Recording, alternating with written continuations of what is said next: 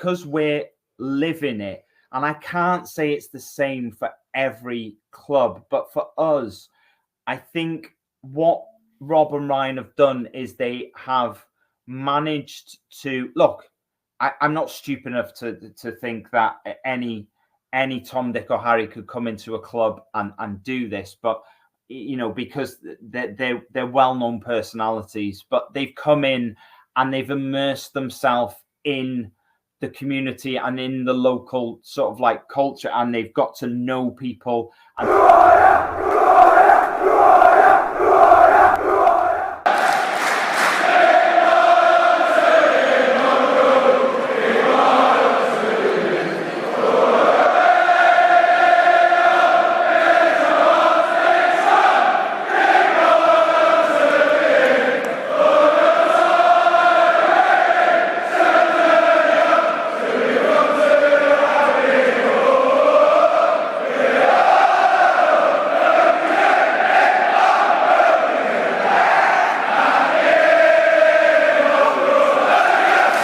What's going on, guys? It's me again, the boy in blue, back with another video, and today's video is a very special video because I've got these two awesome legends on who are big Wrexham fans, Ryan and Sean from me, the Wife and the Wrexham AFC podcast. So I'm just going to get them on now.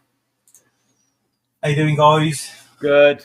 How are you? Hi. I'm all right, thanks. I'm all right, thank you. Thanks for coming on the podcast. Not a problem.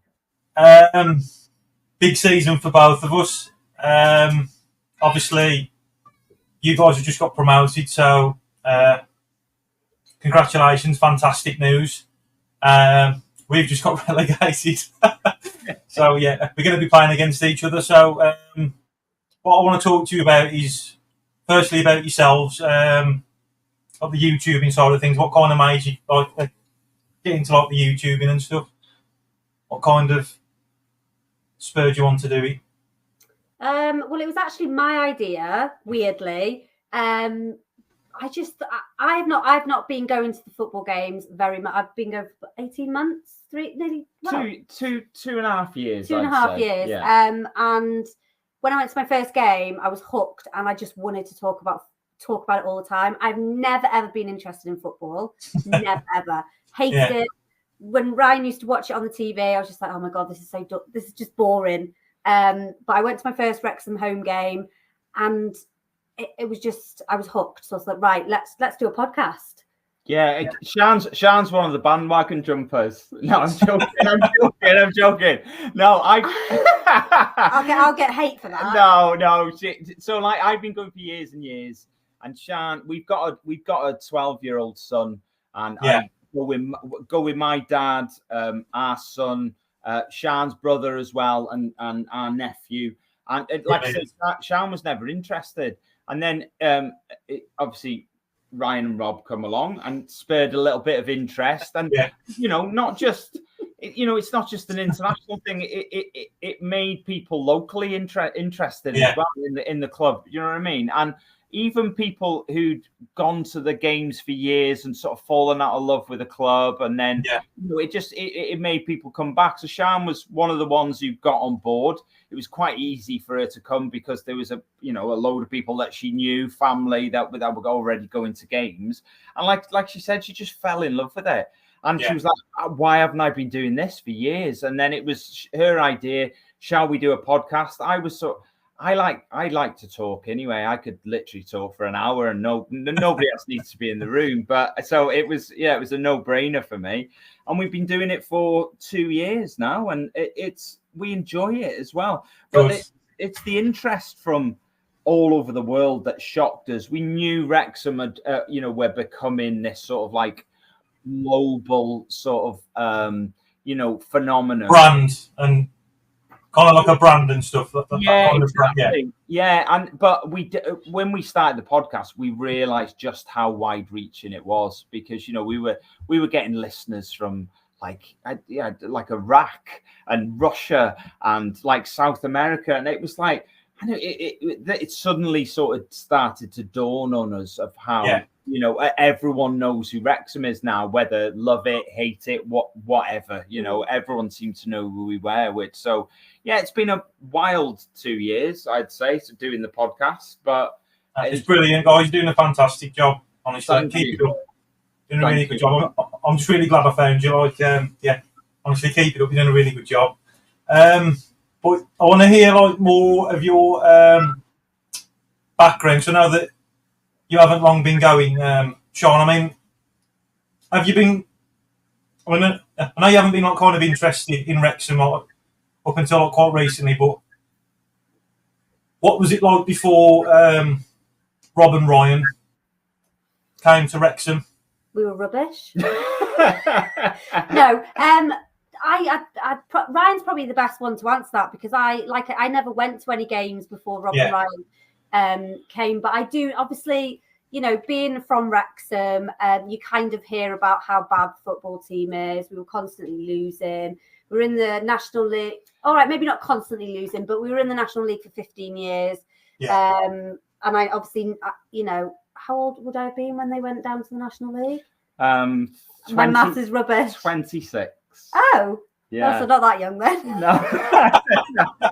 No. But I do. You're probably best answering that question, because I don't really look. Being a Wrexham fan's been an absolute roller coaster. It's you know, because I went to my first game 1989. My dad took me. Loved it. I was at so over the years, I was at the Arsenal game in like 1993, West Ham, away at Birmingham when we played in the FA Cup.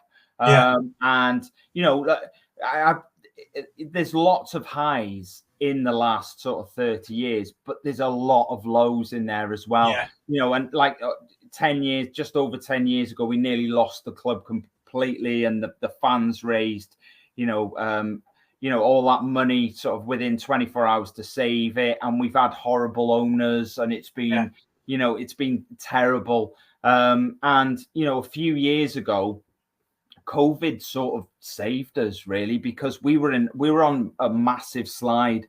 Yeah, heading towards National League North at the time. We were right lurking just above the relegation places, and COVID came along and cut the season short, and we just managed to stay in the National League. But ever since that, we nearly got into the playoffs. Then Rob and Ryan came along. The town's just changed since they came along, because I think for a lot of people outside of Wrexham, it's very much, they've come in, they're throwing money at it a little bit, but they're so invested in the community and the people of the town. It's unbelievable. And there are people who always knew the club existed in Wrexham, but were never really interested, which you'll get in any town, city, all around the UK. But I think it's really hard to escape Wrexham now, for people. So, and it's just been, it's nice to put all the bad times behind you, because even though, we were owned by the Wrexham Supporters Trust, everyone had put their money in, we weren't really going anywhere, as a supporters, as a fan-owned club, we weren't going anywhere. And it needed someone to come in, somebody that everyone could trust, that we could just go, look, just take us away from the National League. And the last few years have been, some of the best years, I'd say, in all the time that I've been watching them. I can say it's the best 3 years that I've had supporting the club. Yeah. So I mean, obviously, like you were talking about the time like before Ryan and Rob came to Wrexham. What was the initial thought with the community and the fans, like the fans vibe, the community, the media and stuff, with those two actually buying Wrexham at the start? What was the initial, was the confusion or excitement or? I think it was more apprehension, and also disbelief. Disbelief. I think disbelief is probably the biggest thing that everybody was feeling. I remember seeing a post on Twitter, I think it was, or it might be Instagram actually, and it said Ryan Reynolds to take it, or Deadpool to take over Wrexham, and I was just like, what? Yeah. I said, why would Ryan Reynolds, this multi-millionaire, a Canadian actor. I love him, I do. I was going to say American then. Canadian actor. Why on earth would he want to come to little old Wrexham, which at the time was a bit of a, it was a bit. We were in the press and things for probably the wrong reasons. Yeah. So I think everybody thought, "What? This is not going to happen." But then when it got confirmed that Rob and Ryan were taking over, it was like, oh, this is just unbelievable. And it's still, where we sit in the stadium, the director's box is like above us. Yeah.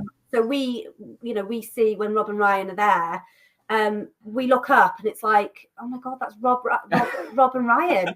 To be honest, I didn't know who Rob McElhenney was when they took over, but now it's like it's really surreal, isn't it? I remember when fantastic though, honestly. Amazing. Yeah, fantastic, because like all these big clubs and stuff, they get a lot of like money and attention, and it's nice. I mean, it's the same with Birmingham. We haven't got the best history. Like, we haven't won not many titles and trophies, but it's nice to have a bit of love and attention going into your club. You know what I mean? And it's not always the same big clubs, and I absolutely love the fact that you guys now are getting a piece of the pie. Like, honestly, I'm so happy for you. And it's brilliant.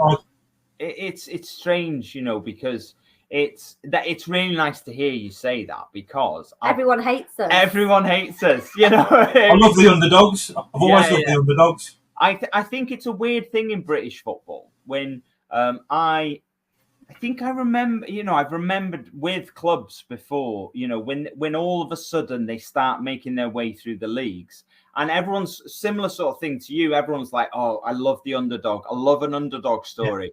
But there is a point in that story where the underdog isn't an underdog anymore. And the reason people are rooting for them disappears quite quickly, because all of a sudden it's like you become this annoying club that keeps winning all the time. Yeah. And when you're fans of other clubs, I think that can become quite annoying. When you've got this club that I do remember. I'm old enough to remember when City, we played Man City in the league. It must be talking 20 odd years ago, and then they started making their way back up, and then they got bought out, and City for a while were everyone's second club, because everyone was like, oh, I love to sort of see Man City. They've worked their way back up. Now they've got a bit of money to spend.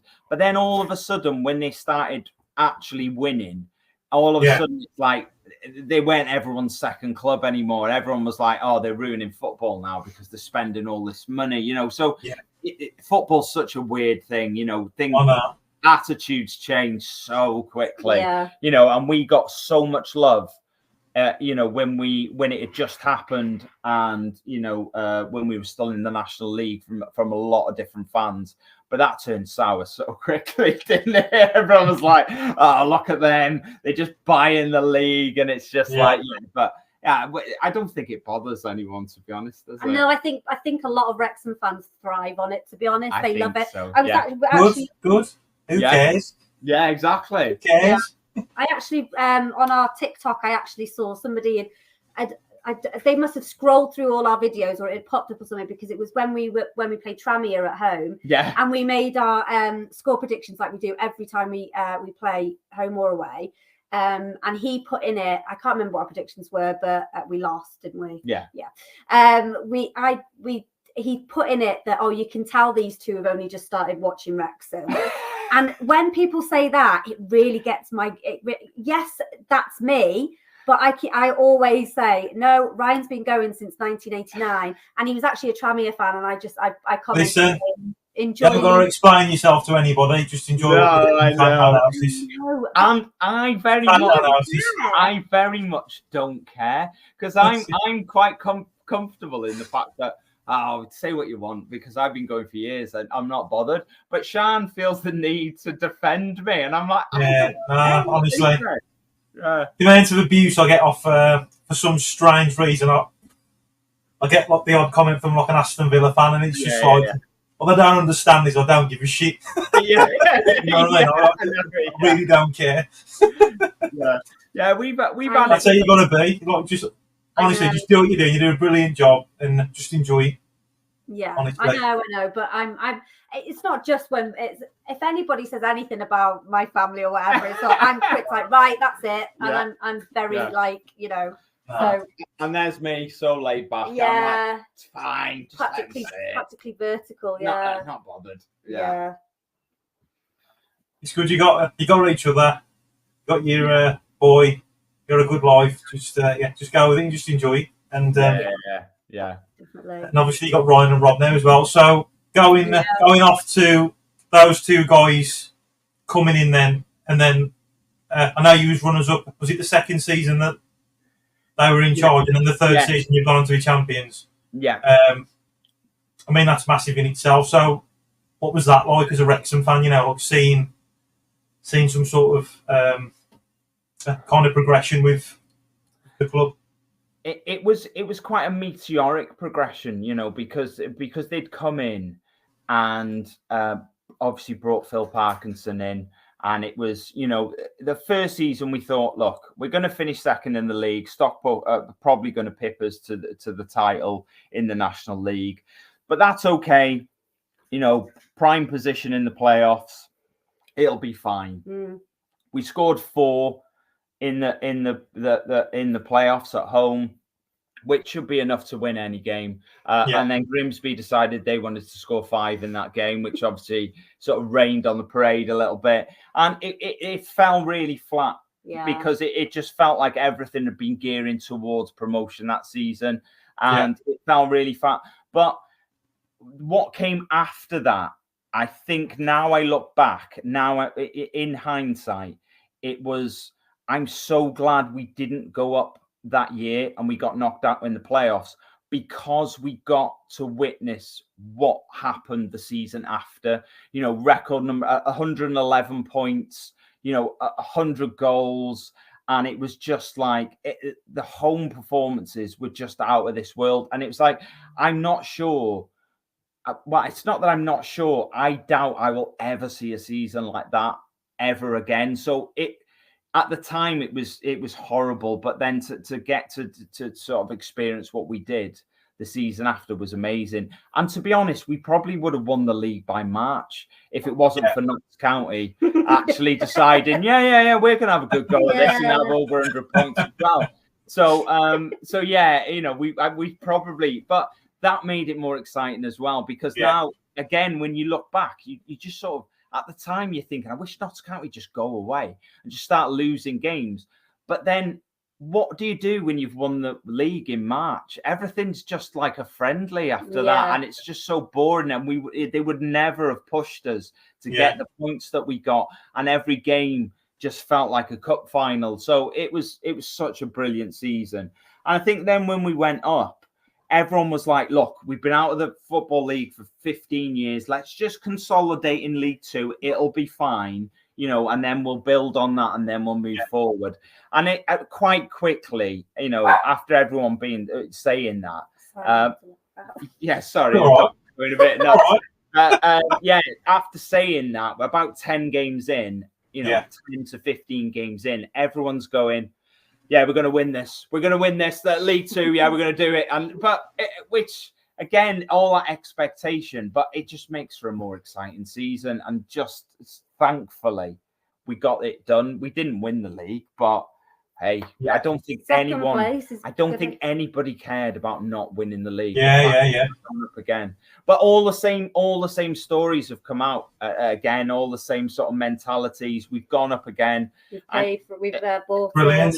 What I mean is, everyone's sort of saying Wrexham fans saying the same thing. They're going, we'll go into League One. We'll just consolidate for a year, maybe 2, and then. But you know, I think that's more realistic in League One. To be honest, but I can guarantee you, 10 to 15 games in, we're doing all right. That mentality will change very quickly, and everyone's going, I reckon we could do this again, and everyone's getting really excited. I guarantee it. I can see it coming. Yeah. So, could you guys, like, when you was going to the games and stuff and that, the more and more years that these guys had came to Wrexham, Rob and Ryan, could you see that change the players' mindset, like for how they was playing and stuff, like from how they was before, or have they always been the same?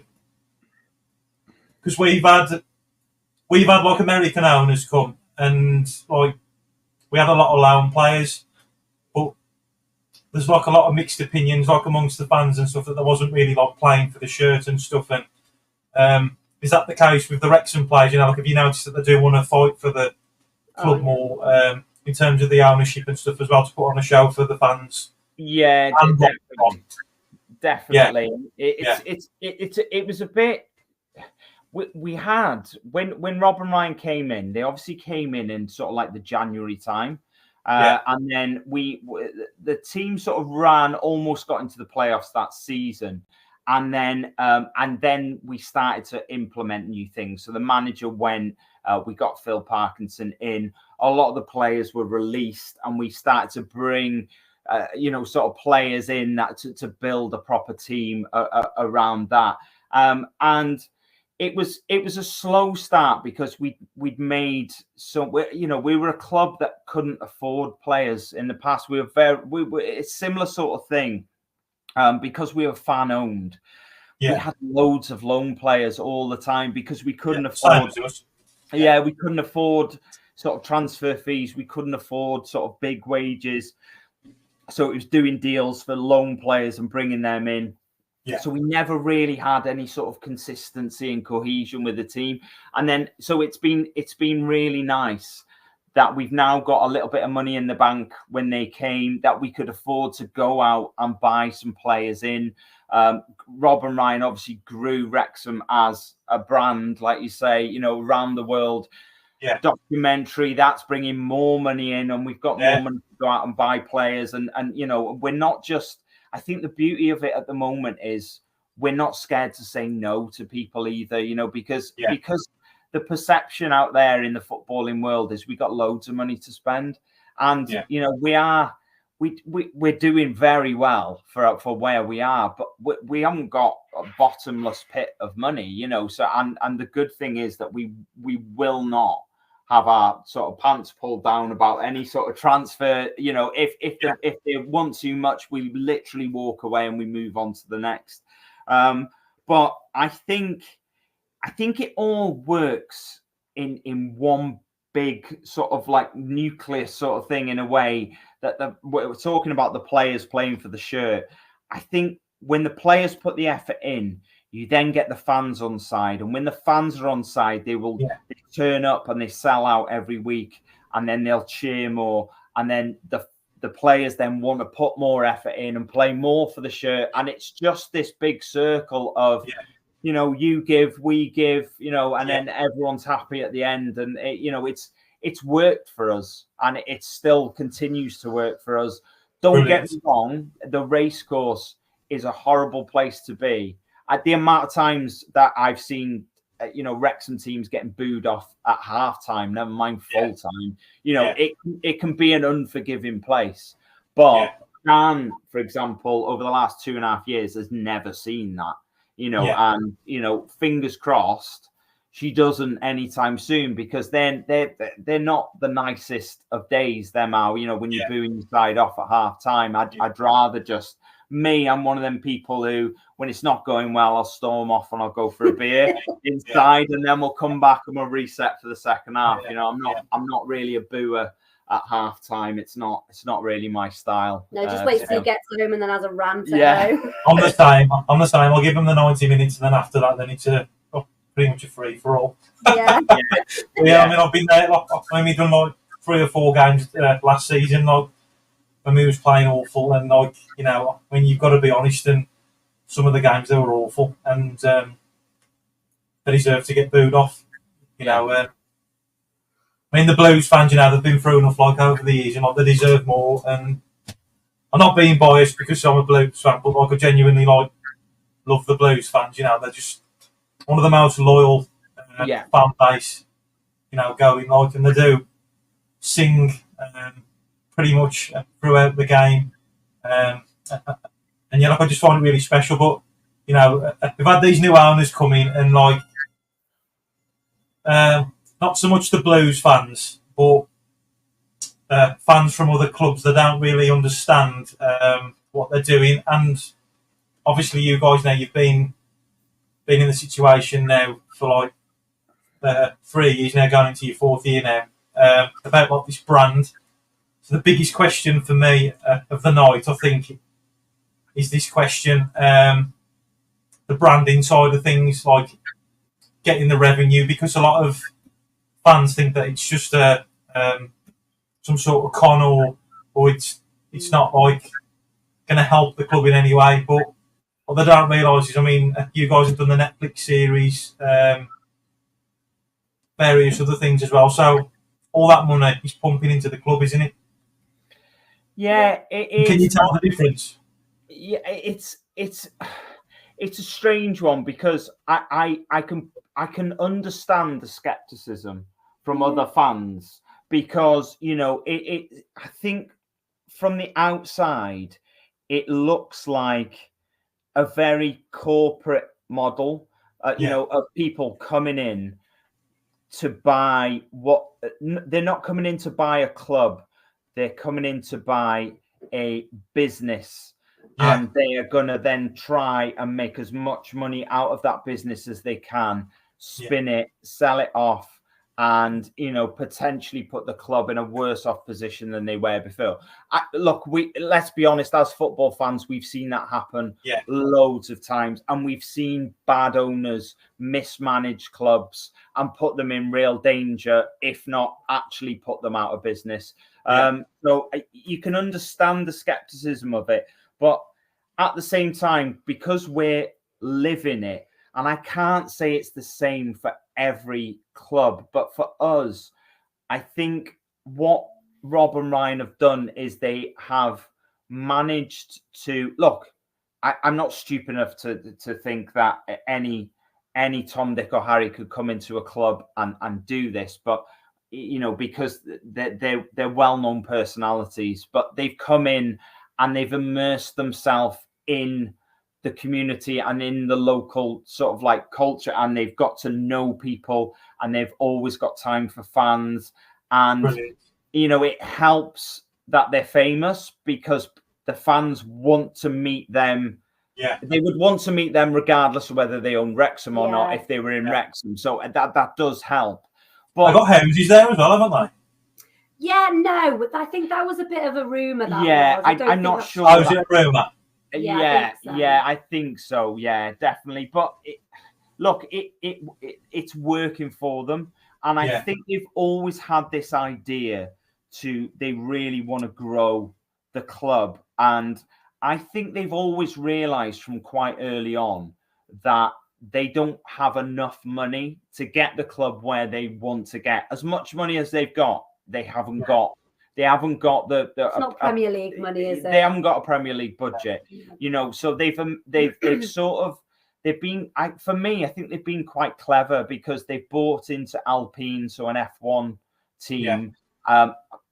I can't guarantee this, but my personal opinion is they've done that to rub shoulders with a lot of people who potential future investors who have a lot of money to be involved in F1. They've obviously invested in Necaxa and a Mexican team, because obviously the Mexican league is bigger in America than the MLS is. So that is also an opportunity to rub shoulders with other owners, because they've got Necaxa have got some quite famous shareholders in that club as well.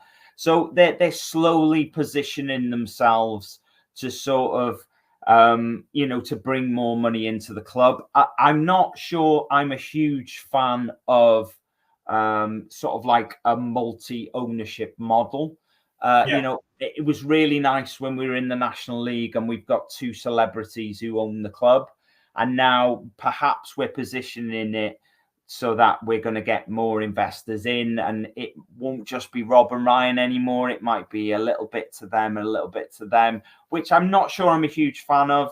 But I think sometimes as football fans, maybe you have to tune yourself out to the business side of things, because as long as the club's safe And as long as it's not in any sort of danger of going bankrupt, maybe, as fans, we just need to not completely ignore it, but just trust that it's for the benefit of the club.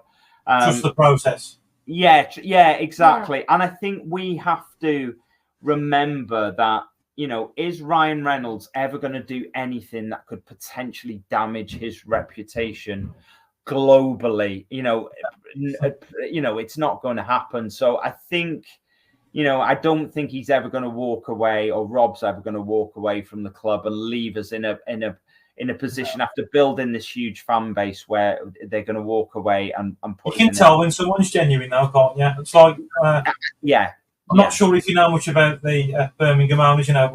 Tom Wagner and Knighthead, and what they are. They're a hedge fund company. So what they do is they usually buy things from like these core failed businesses, and then they turn it over and make a profit, and that's how they've got the reputation. But they've come in and saved our club, in my opinion, and I absolutely love him. And he's a bit like Ryan and Rob, he's for the fans. He comes down and talks to the fans. He sits with the fans. He goes on away days with the fans, buys them drinks. It's brilliant. It's superb. And we had an open house. I'm not sure if you guys had seen it on YouTube about the prospects of the new stadium and stuff, what they're going to be doing in Birmingham.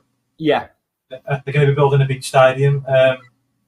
It was basically like just him talking about it. And then what I really liked about the whole thing was that he had pretty much a free-for-all open Q&A at the end of it, where you could literally, no filters, you could ask him whatever you wanted, and you can just tell when someone's genuine, I think. And it's the same with you guys, with Ryan and Robin.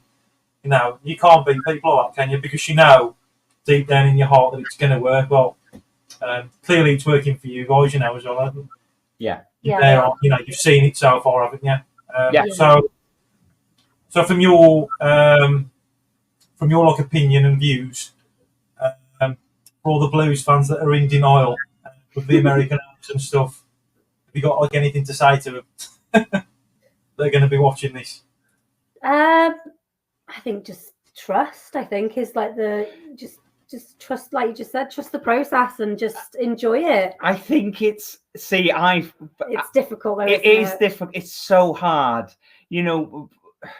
especially from a Wrexham fan point of view. I get it. We've had some horrible owners, really horrible owners who, when they first come in, have professed to be doing this and doing that, and Yeah, it's like one of us got done for money laundering and he got jailed. Yeah, and you have fans, and it's sort of like, like Sam says, trust. But sometimes as a football fan, you sort of look. We don't even need to look back very far at clubs. If you look at what's recently happened at clubs like, Bury and and Reading, and all these things, and you sort of go, well, I'm sure at some point they trusted that it was going to work as well. And, look at the position they found themselves in. So, it's really easy for us to sort of sit here and go, be fine. Don't worry about it, because it's worked for us. I know it's a different situation, but I'm just going off from your experience with it, more so than anything. You know what I mean? Just find it interesting. Yeah, for us, it's been absolutely fantastic.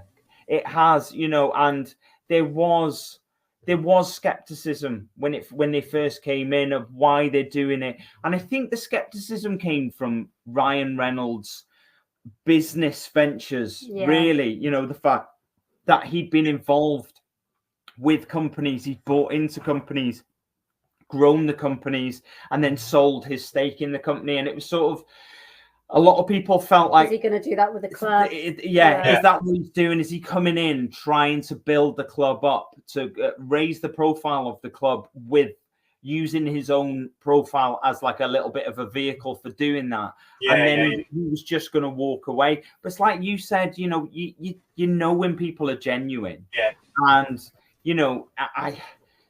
I think what makes it harder for us is you have to keep reminding yourself that they are actors as well. So it's like when they're crying at it's getting promoted. You're going, see, they do care, and then you go, hang on a minute, though. No, they do. I think they are genuine. They are. They are. So I mean, yeah. I've got another question to ask you, though. Obviously, when we were trying to organise the podcast, I asked you guys like the best method to get in touch with you, and I noticed on your email address you've actually got a photo with Ryan Reynolds, haven't you? So what's he like in person? What with you guys? Oh, so dreamy. No, you know what? We actually didn't get to speak to him that much because obviously he starts at one end of the stand and has to go all, and he's got fans asking him for photographs like left, right, and centre. We didn't really get to speak to him, but I had my arm around him. I had my arm around him, and I just tell everybody that Ryan Reynolds smells amazing. He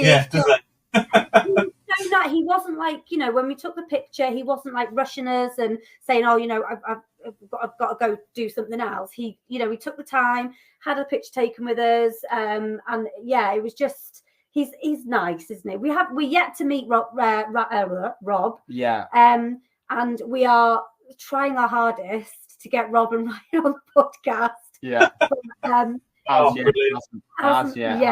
happened. But from what we spoke to him like briefly, he is a genuine guy. I think it's a genuine skill for somebody to have to make you feel like you can talk to them for as long as you want.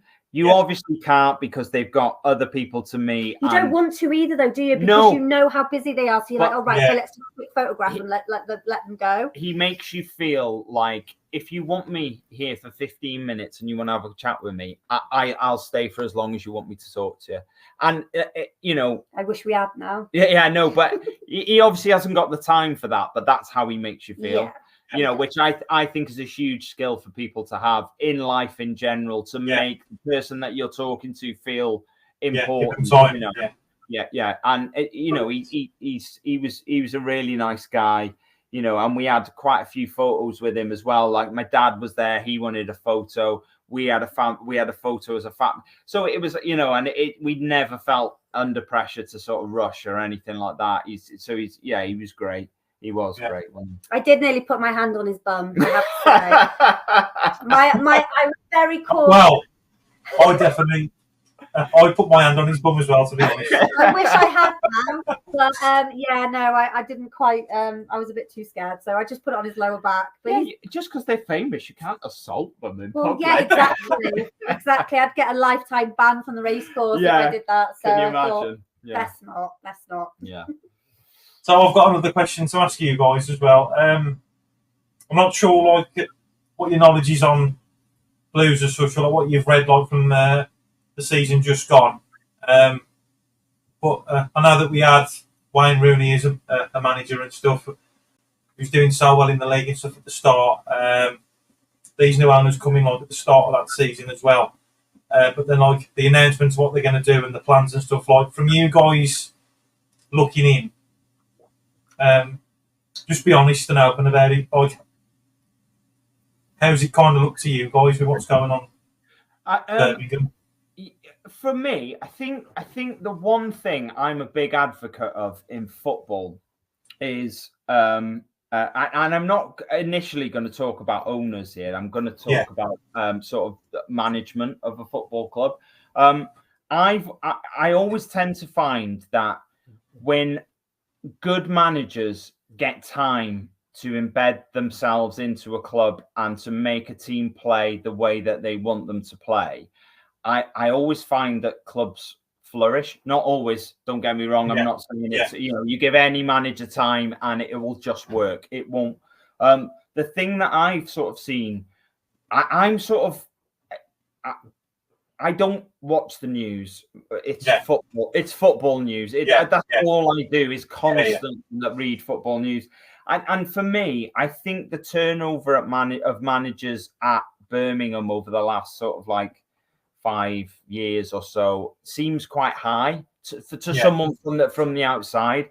I thought you had a really good start to the season, and then you got rid of Is it John Eustace? John Eustace, yeah. Yeah, John Eustace. That shocked me. It really shocked me because I thought that it seemed like you were really settled at the time, and I thought that's how it would continue. And then obviously Wayne come in, and then that didn't really work out. And then you've gone to Tony Mowbray.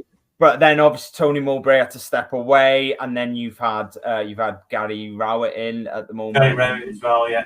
I think Tony Mowbray's coming back, is he? I think that's how it's going to work. I hope so. We still haven't heard like a lot about it. I mean, obviously, like he wants to keep it private and stuff. You know, you got to respect, you know, the views and stuff. Yeah, it just seemed.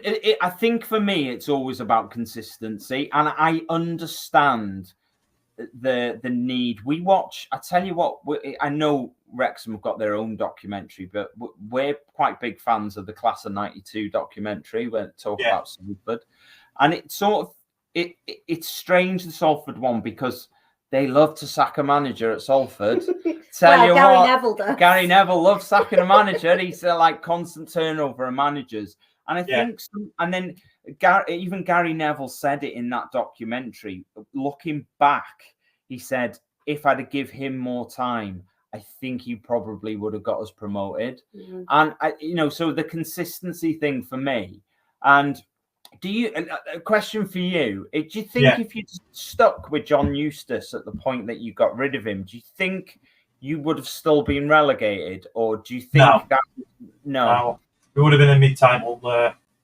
We definitely wouldn't have got promoted, and we definitely wouldn't have been relegated. I mean, for the last few years, we've been like finishing 19th, 18th. I mean, so we've been like down in that area, but like we was winning games. I mean, there wasn't great wins at times, you know, but there was still 3 points. We're still getting. So if you can play games and you're winning, but you're playing poor, you're halfway there, aren't you? Yeah. So what I liked about him as well, he was for the fans. You know, he kind of got that unity. Players, he had that bond with the players. You know, he was kind of like a father figure to them and stuff. You know, and then to have that like kind of like taken away, I just think it was just a lot of confusion, and I think they was just trying to do it too quick. And then obviously with Wayne and stuff, I could see what they was trying to do.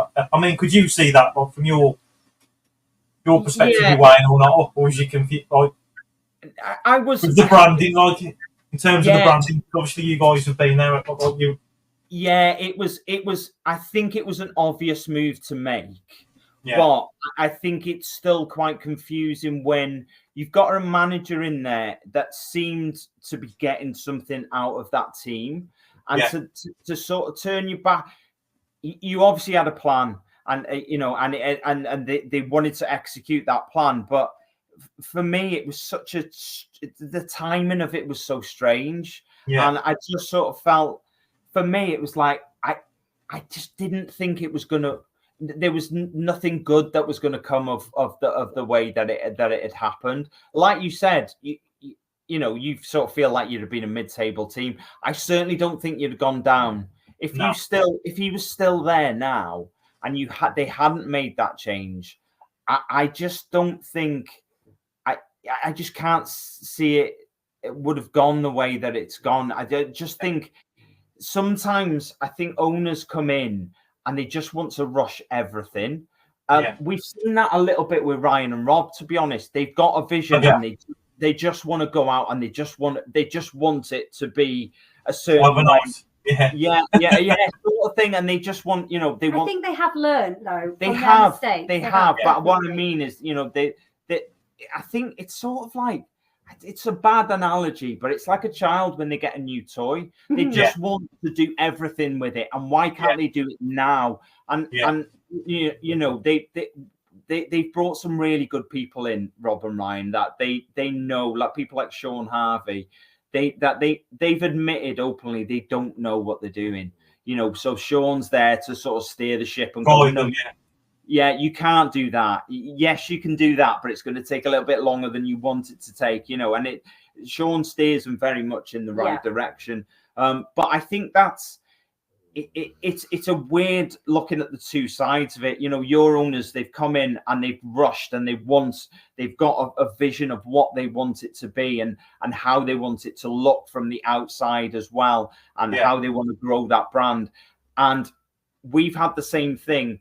And I think both sides have probably rushed it. It just so happens it's worked for us, and perhaps it hasn't worked in quite the same way for you guys. You know, we gave the manager that we had when Rob and Ryan came in, he had like 3 months, you know, and I think they knew straight away then, right, okay, you're gone and we're going to get another manager in.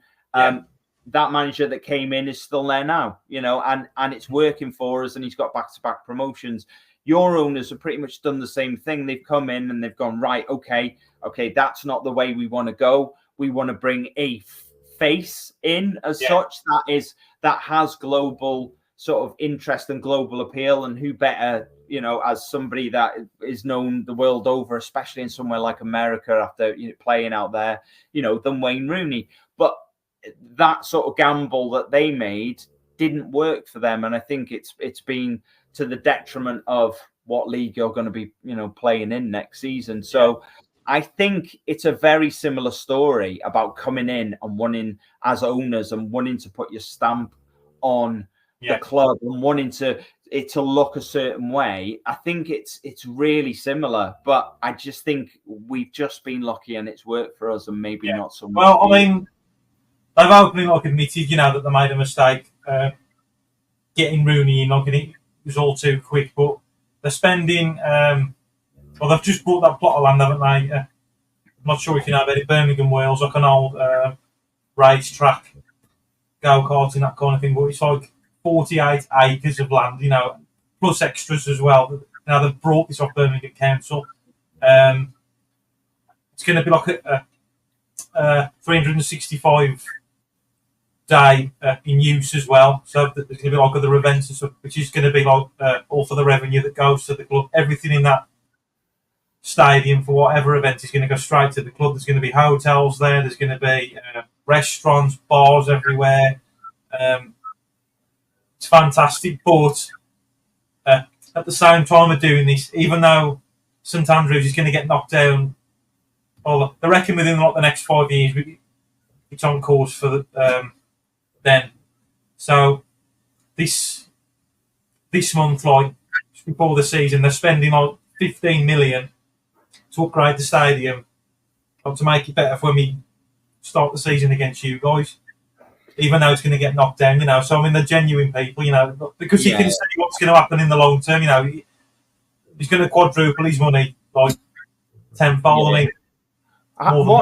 What's the general feeling among Birmingham fans about leaving?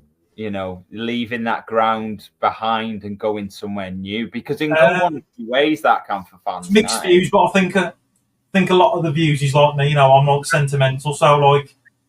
I've been going to the Blues with my dad for like years, you know, since I was a kid and stuff. So, like, I'm quite sentimental. So, like, if I go to a game, like, I'll just happen to like look around and I think, I remember sitting on my dad's lap over there, like you know what I mean? I'm quite sentimental, but then you have to move forward. You know what I mean?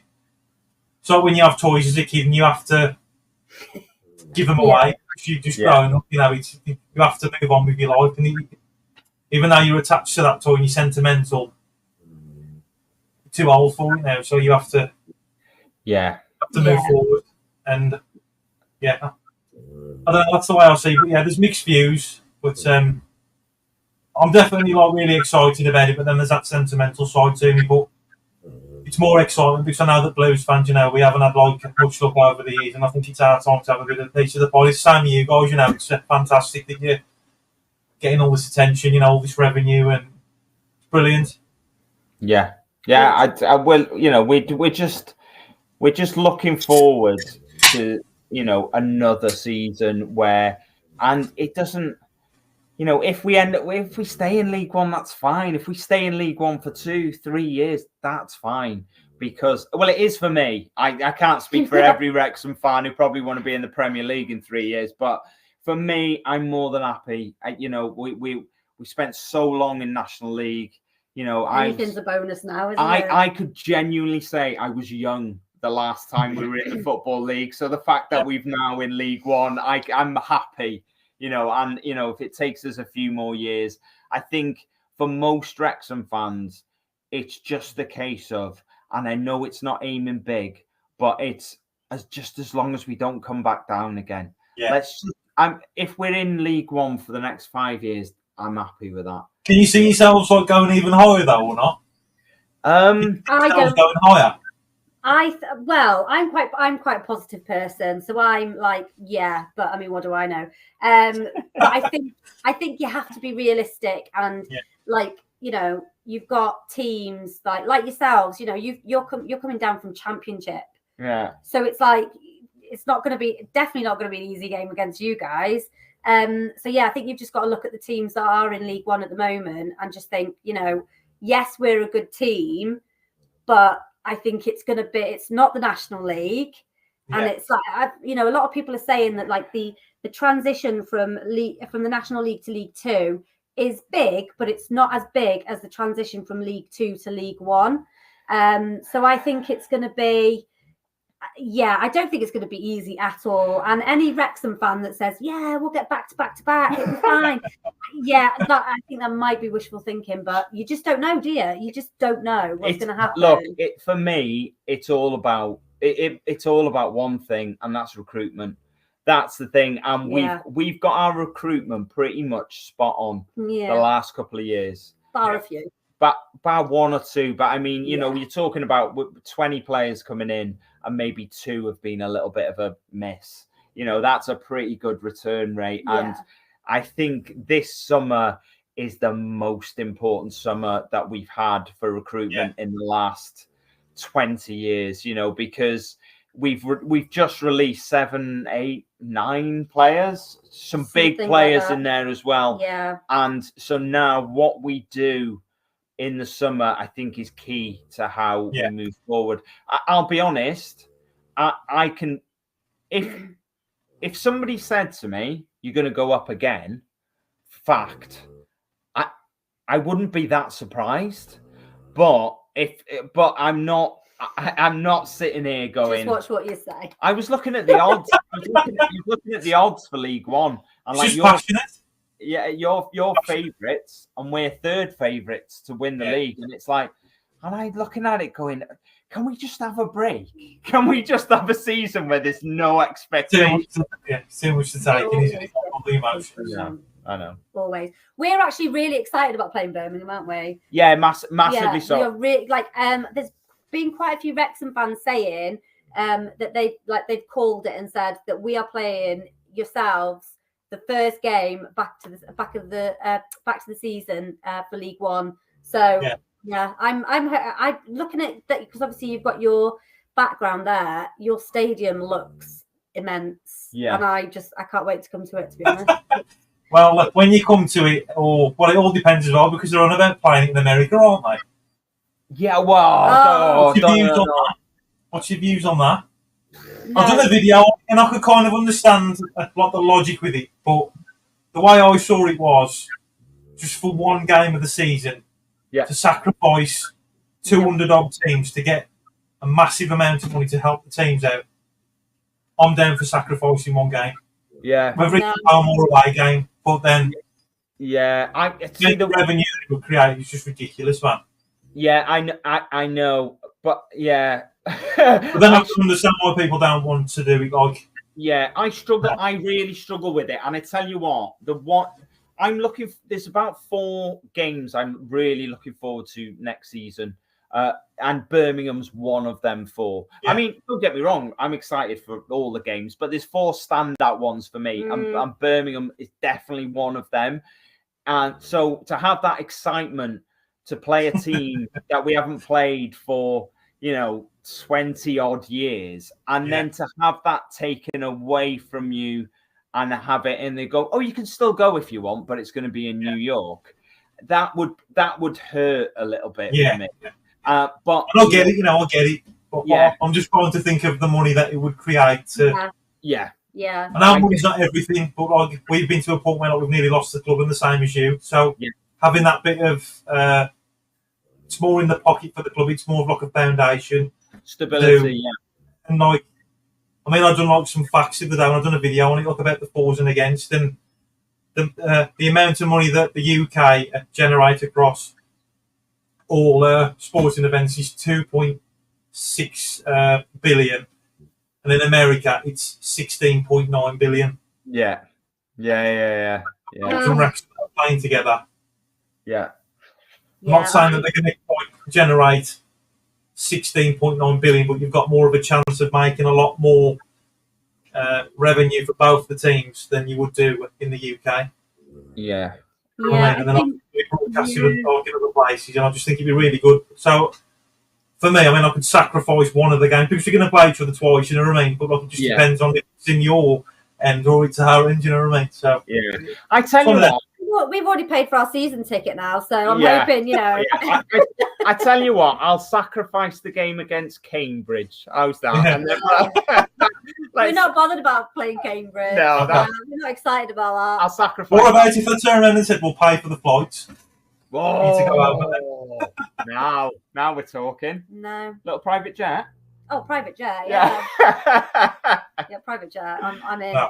But no, I mean, I get it though. Like, I do understand and I do get it. I was just trying to look at it from a different angle because they're underdog teams. You know, it's nice to have a bit of attention on the clubs. You know what I mean? Yeah, I totally get your point of view as well. It's like, you know, it is a massive amount of money, but I think you have to think of like the older fans. You know, there's fans like where we sit. There's a guy there who's, you know, he's in his 80s. Yeah, I hope he is because I would have offended him. Yeah, but you haven't said his name, so it's okay.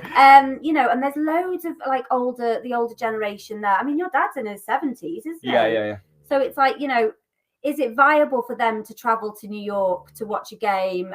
You know, I just think about those sort of people, and you know, and a lot of people can't afford to go to New York. No, but I think the thing about it is as well, I think there's enough, you know, nobody would have to leave the UK for them to probably sell out wherever they were playing. No. Let's be completely honest. So you know, you're not talking about people traveling from Birmingham, traveling from Wrexham to go to the game.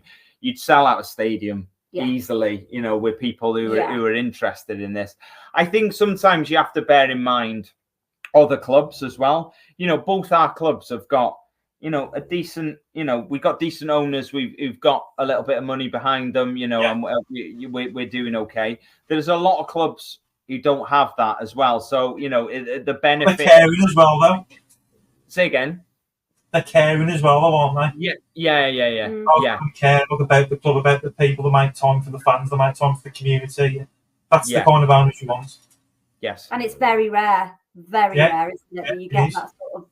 I think there's plenty of them out there, but I think there's enough bad ones as well that you know, that sort of worry people and make people skeptical about accepting new owners into their club, you know, a lot of the time. But you know, I don't know. It's such an awkward one when you're talking about playing games abroad, because I always worry about opening the door to things like that happening all the time. Well, it's you know, because all of a sudden, you know, you play your one game and you think of it as, I can sacrifice one game, that's okay.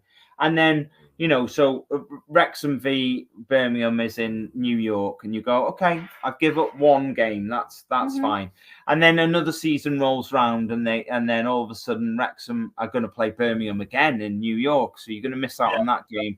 But Wrexham are also then going to play a game in Mexico. Is that all right? You know, because we've got, you know, some Mexican investment. And I don't think it's going to happen. No, I don't either. But I'm such a pessimist. No, maybe, but I always try and look 10 steps ahead. And I always think if we have one game that happens, then people are going to sort of feel that, oh, well, this is viable and this can happen, and let's approach the EFL to maybe make that 2 games or maybe make that 3 games.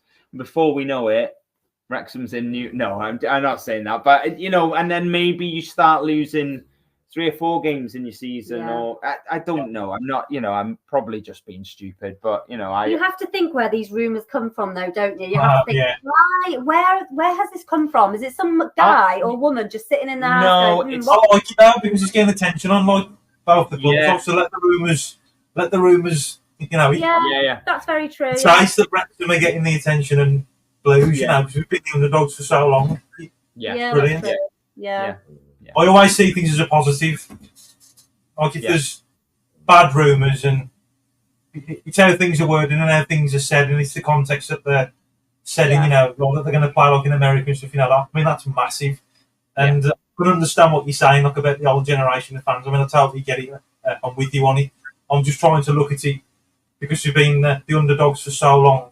What that massive amount of money could generate for the clubs, solid foundation, it'd be massive. No, it would. To be fair, it would. But still, no. Right then, guys, we've hit the hour mark. So I've got one last question for you. Do you think that you're going to beat Blues? Oh, that's a horrible question to ask. Come on. Do you think you're going to? I'll be diplomatic and say we'll draw. You're going to draw. Yeah, I think we'll. It's so tough, isn't it? Because you are ultimately you've come from the Championship. Ryan is obviously going to say, because he obviously knows like the ins and outs. Ryan. Look, Ryan. Go on, Ryan. It's not just they're a Championship team. We're talking 10 years ago. They're a Premier League team. You know what I mean? It's not just it's not like they've been in the Championship for the last 30 years. We'll get a draw if we're lucky then. Look, it's such a strange one because it's such a hard question to answer without knowing the recruitment of both sides during the summer. That I'm not being diplomatic, but for me, if you keep the same squad that we had last season, I think our trip to Blackburn showed the difference in quality. Blackburn beat us 4-1 in the cup. We were nowhere near that game.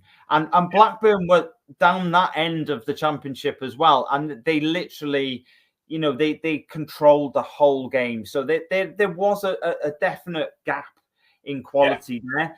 But the team that played Blackburn is not the team that is going to play you when that comes around. We're going to make 5, 6, hopefully quality signings. Yeah. And you'd like to think that we'll give it a really good go. And I'd like to believe the bookies are right, that we, you and us are going to be right up there, and it's going to be a tight game. I'd like to think we could beat anyone at home, because our home record last season was absolutely fantastic. And I'd like to think on our day we could beat anyone at home. Literally. All right, maybe not anyone, but we've mind your neck in. we will have a good go at anyone at home, and we beat a lot of people at home. Away from home, you're not really answering the question. Not really. No. Yeah, we're gonna batter you. No, I just get. I'm gonna make you a deal though. Depending on if I can get tickets, or because I work shifts out. I'm in 2 months again a season ticket this year, and the tickets are the games I can't get to. I'm thinking of donating my tickets to families that either can't afford to go, or poorly children that are in Birmingham children, to give them a day out or something. Yeah, that's what I think I'm going to do. So I'm not going to be able to go to every single game, but I'm going to promise you that I'll be going to one of the 2 games, whether it's Blues and Wrexham at home or away. But depending on which one that you guys go to, I'm going to make a promise, and I'm going to come up and see you and buy you both a drink. Yes. Definitely. 100%. We'll definitely be at the home game, and fingers crossed, we're going to try. It depends on how many tickets we get, and we'll get a decent allocation. I've got no worries about that. But I'm in a similar position to you. I work shifts as well. But the beauty of Birmingham is it's sort of just down the road, isn't it? So it's So I just hope it's not on some rainy Tuesday night and it's on a Saturday when we can make a proper day of it. And that'd be good for me. I hate. We've been to Tuesday away games before, and you always feel like you're rushing. You always feel like you're rushing home, and you don't get to enjoy the ground that you go to. The Saturday away days are so much better. Definitely. Yeah. So really looking forward to it. So you're on. Yeah, I'm definitely going to buy you a drink, guys. But I'm just really grateful that you've come on, and it was really, really nice to meet you both. And you. On video anyway. Obviously we need to meet in the flesh, but I'm just really grateful that you've done this with me, and it was really nice to talk to you. And keep up the brilliant work. You're smashing it. Just keep going and do what you're doing and be you. And thank you very much. Thank you very much for having us on. No problem. And we'll look forward to the season then, and see what happens. Yeah. Bring it on. Right, guys, take care, and I'll be watching your videos and that anyway. So thank you. Look after yourselves.